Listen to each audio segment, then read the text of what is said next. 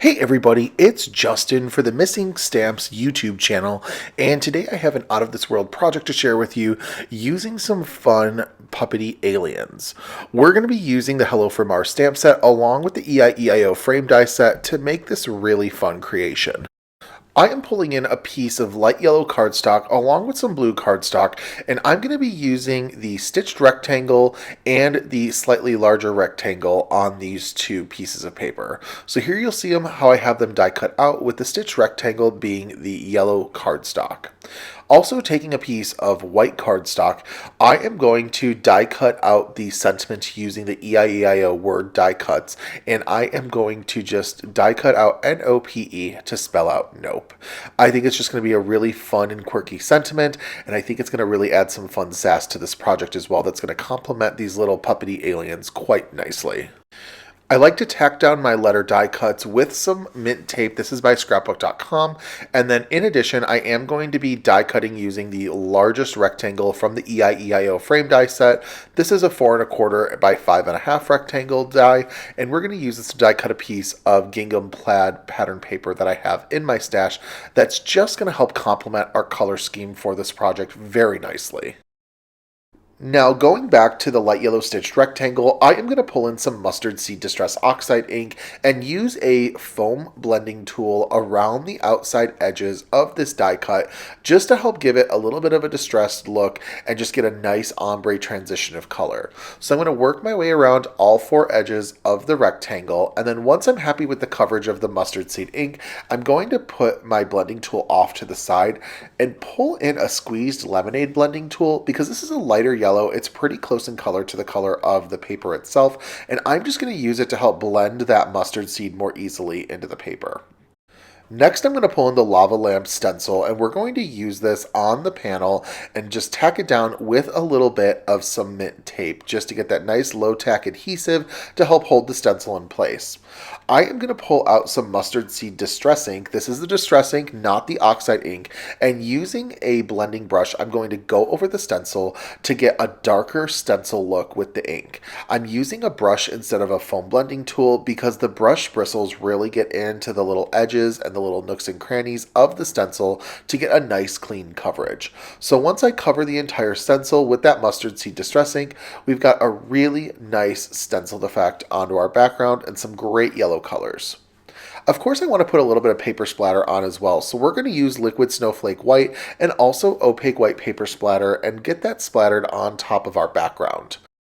I like using paper splatter because I think it helps break up all the different colors that are in the project already, and it adds some really nice points of interest. Now, if you don't have a designated paper splatter, you could go ahead and use like an acrylic paint or even some ink that you may have on hand as well. So once I'm done with my paper splattering, I'm going to take the Starry Night stencil. I'm going to place it on top of my stenciled pattern already, and because I have a little bit of pixie spray residue on it, I'm able to tack it down nicely onto the project.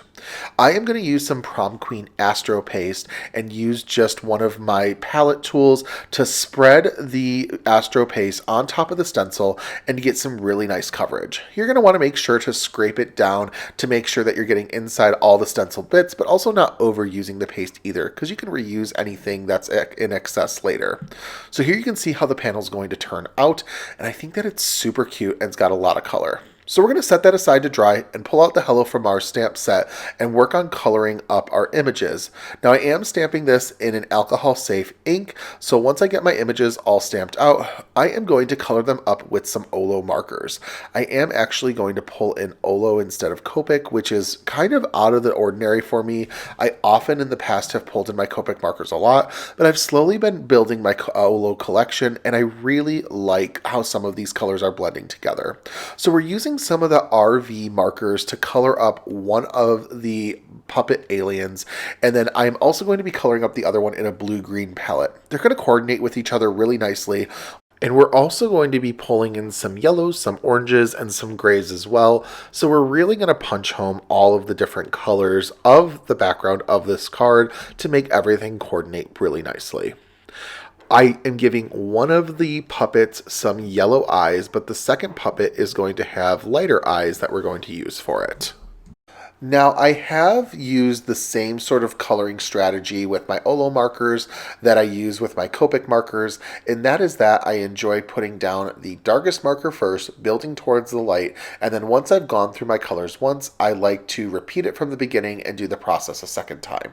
So we will be doing that with essentially all elements of this project, all the little images that we're going to be coloring up, including the little radio as well.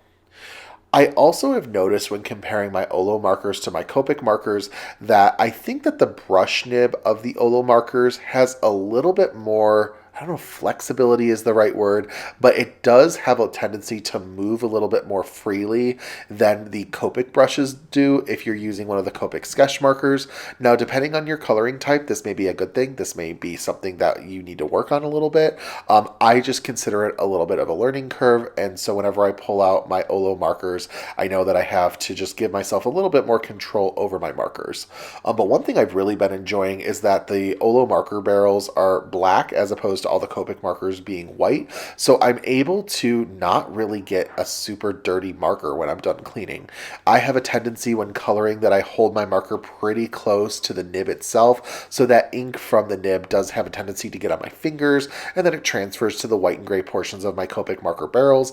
I don't really have to worry about this with my Olo markers, and I do actually think that the Olo markers fit a little bit more comfortably in my hand. So just kind of comparing and contrasting. So if you have been on the fence, maybe add a couple Olos to your collection to kind of see the difference. Or if you've been using Olo markers, I always encourage, if you want to try with Copic markers as well, just to kind of find out what your jam is. Buy a couple though before you fully delve into the whole process of having the entire collection. One thing I wanted to do with these puppets to give them a little bit more of a whimsical feel is I did add a bunch of dots to them just to give them kind of like a fuzzy fur aspect. And then I'm going in and I'm adding some white dots with a white gel pen. So here you can see closer what everything looks like when everything is said and done. And then after the items are cut out, I am ready to sort of lay out my card. I'm going to take all of my EIEIO letter die cuts and spell out the word nope. I am using the line on my grid mat just to make sure that all of these letters are lined up nicely. And then what I end up doing is taking another piece of 1-inch mint tape, getting all of those letters that are nicely lined up removed from my glass mat, and then using some liquid adhesive, I'm going to adhere it to the back of each of the letters and use the mint tape unit itself to help get the entire sentiment nicely spaced and onto my project.